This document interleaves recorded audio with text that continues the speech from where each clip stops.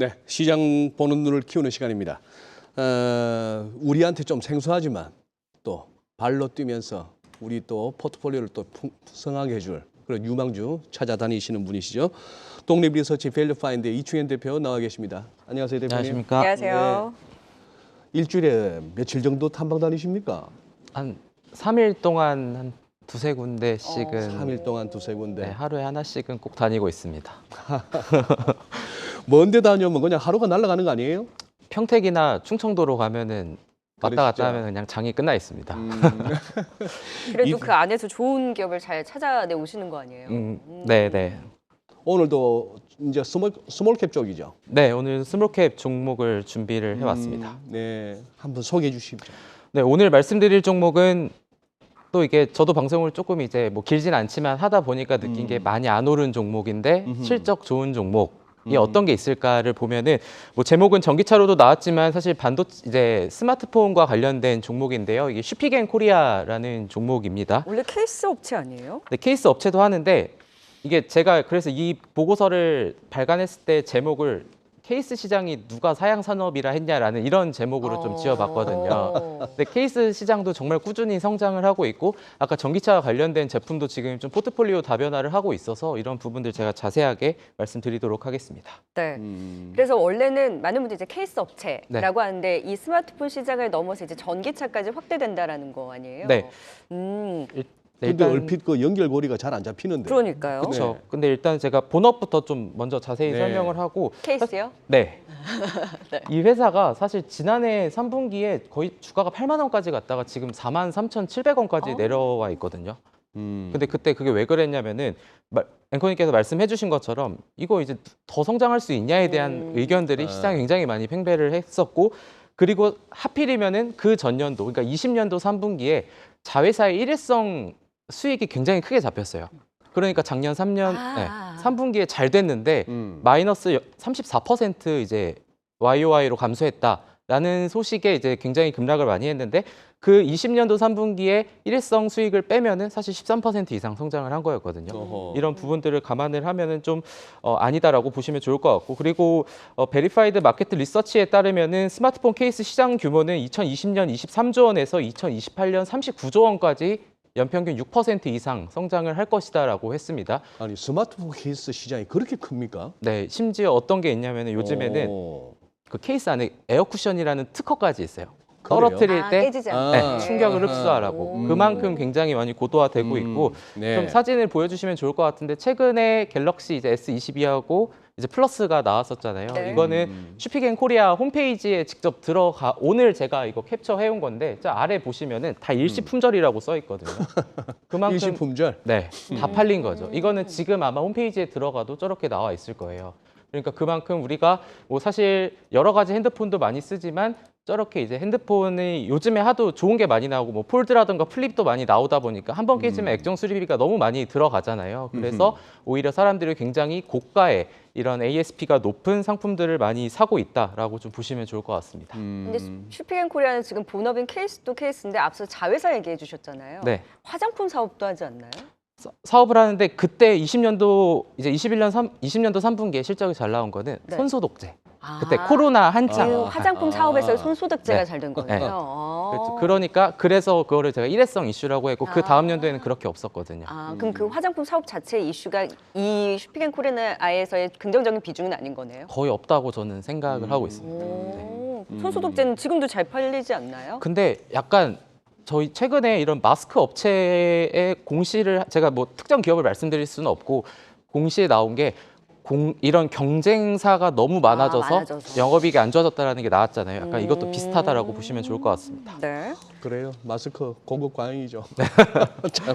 아니 근데 이게 해외 또 신규 시장 진출 가능성도 있다는 것은 어떤 점에서?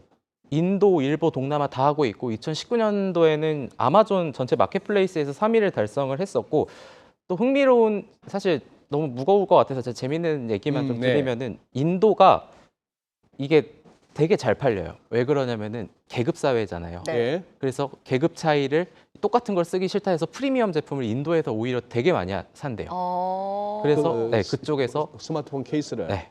슈피앤 코리아 케이스가 아마 좀 고가 아닌가요? 그렇죠. 고가는 또 오. 프리미엄 제품도 하고 그렇지 네. 않은 것도 있다 보니까 오히려 인도에서 되게 반응이 좋다라고 그때 이제 기업 탐방을 갔을 때 좀 그런 얘기를 좀 들었어요. 인도 부자들 같으면 거기다 보석도 받고 다닐 것 같은데. 네.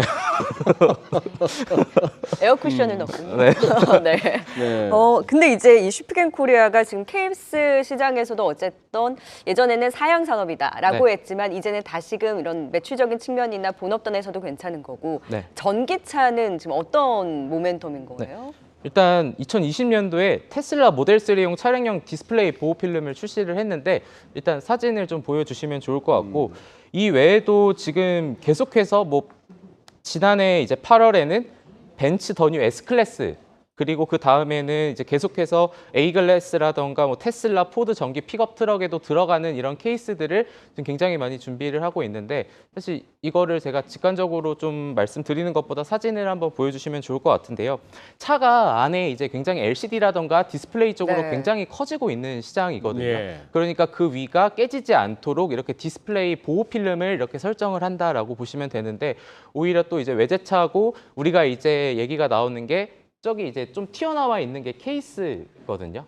그거를 이제 요즘에는 LCD나 이런 디스플레이가 커지다 보니까 그 위에 뭐 기스 같은 게 나지 않도록 이렇게 부착을 한다라는 개념으로 좀 보시면 좋을 것 같아요. 케이스가 아니라 보호 필름. 그렇죠, 보호 필름. 네네. 네. 어. 그래가지고 저런 시장도 지금 뭐 얘기가 나오는 거는 2020년 저 시장 규모가 12조 원에서 2028년도에는 19조 원까지 커질 거다라는 글로벌 시장 조사업체 자료가 좀 있기 때문에 이런 부분들로 오히려 핸드폰 케이스도 케이스지만 이런 자동차 보호 필름까지 더 확대가 된다면은 충분히 더 좋지 않을까라고 좀 보고 있습니다. 아, 근데 뭐 회사 내용을 모르고 그냥 이렇게 주가 차트만 봐서는 굉장히 매력적이에요. 네.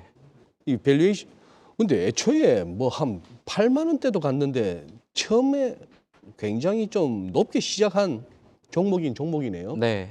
그럼 밸류에이션 측면에서 이 대표님 보시기에 어떠세요? 이게 뭔가 정통한 밸류에이션이라고는 할 수는 없는데 그냥 저는 어떻게 해석을 했냐면은 제가 이 회사에 강남에 갔다 왔을 때 건물이 두 동이 있어요. 건물 그래서 두 동? 그 주변에 그런 비슷한 건물은 얼마에 팔리나 저는 그게 궁금해가지고 알아보니까 1,100억이었고 이 회사가 지난해 3분기 재무제표 기준으로 현금을 800억을 갖고 있어요.